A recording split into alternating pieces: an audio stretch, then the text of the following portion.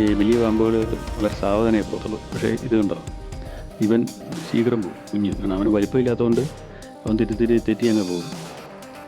അപ്പോൾ അങ്ങനെ 2-3 സ്ഥലത്ത് കണ്ടു.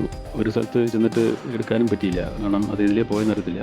ഈ കുഞ്ഞ് സാധനമാകുമ്പോഴത്തേനും ചെറിയ കട്ടിലപ്പടിയുടെയൊക്കെ വിടവിലൊക്കെ കയറി ഇരിക്കും. അപ്പം നമുക്ക് അവനെ എടുക്കാൻ പാടാണ്, കാണിക്കില്ല നമ്മൾ. അല്ല പിന്നെ കഥയെല്ലാം വലിച്ചു വിളിക്കേണ്ടി വരും.